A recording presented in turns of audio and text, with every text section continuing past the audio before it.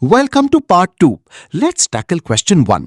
A 4 kg mass rests on a horizontal plane.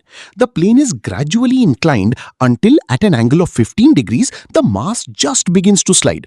What is the coefficient of static friction? Let's visualize the incline. We have the horizontal base, the tilted plane at an angle theta, and a 4 kg block sitting on top. At exactly 15 degrees, it slips. The standard trap is drawing a complex free body diagram.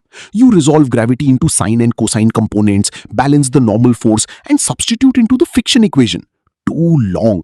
Here is the 30-second angle of repose hack. The moment an object just begins to slide, its mass becomes completely irrelevant. The coefficient of static friction simply equals the tangent of that exact sliding angle. We plug in the 15 degrees and we instantly get μs equals tan 15 degrees. Option A is exactly correct. When you see the phrase just begins to slide, simply take the tangent of the angle and you are done. Question 2 introduces friction inside an accelerating train. A box lies on a train floor. If the coefficient of static friction is 0.15, what is the maximum train acceleration for the box to remain stationary? Let's sketch it out. The train accelerates forward. The box experiences a pseudo force pushing it backward, which is balanced perfectly by static friction pulling it forward.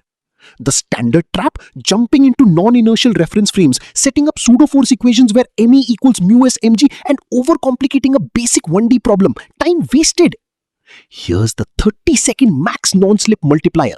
The maximum shared acceleration is instantly just the coefficient of friction times gravity. Let's calculate. Acceleration max equals 0.15 times 10. That instantly gives us 1.5 meters per second squared. Option B is correct. Max acceleration is just mu times g. Lock it in and save your time. Moving to question 3. A highly tested concept, pulling forces at an angle. A 10 kg block is pulled by a 50 Newton force at 37 degrees above the horizontal. Find the normal reaction.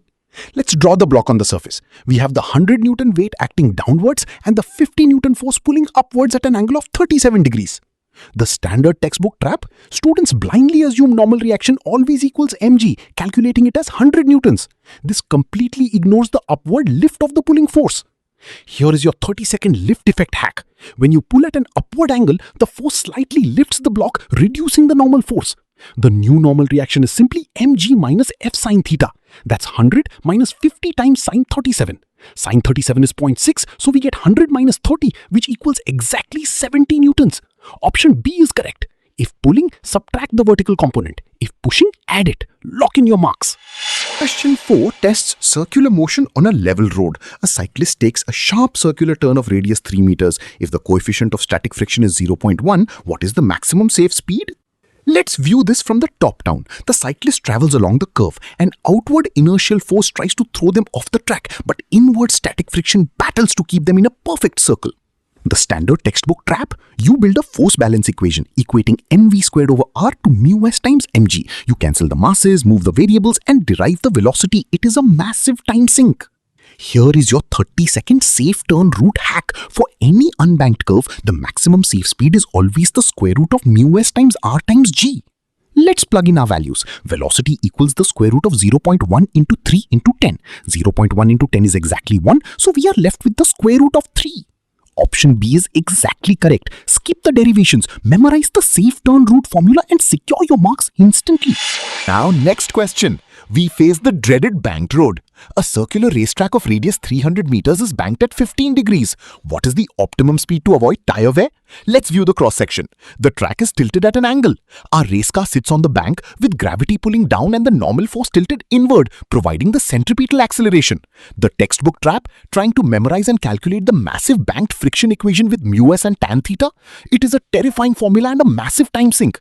Here's your 30-second zero friction hack. The phrase optimum speed to avoid wear and tear is a secret code meaning static friction is exactly 0. The massive equation instantly collapses. Optimum velocity is simply the square root of r times g times tan theta. Let's plug it in. Square root of 300 times 10 times tan 15. That is root 3000 times 0.27, which gives us root 810 or approximately 28.5 meters per second. Option B is our final answer. Drop the friction, use the simple root formula and lock in your marks. If you found this visual breakdown helpful, you need to put that knowledge to the test right now. Head over to neetapp.in or download the NEET app today. We have chapter-wise, concept-wise and level-wise MCQs from easy to moderate to hard waiting for you to master. Plus, you can take free full syllabus mock tests, grab premium NCERT-aligned study materials and enroll in our ultimate NEET crash course to supercharge your prep. Don't just watch physics, conquer it. Hit that subscribe button, click the link in the description and I'll see you in the next video.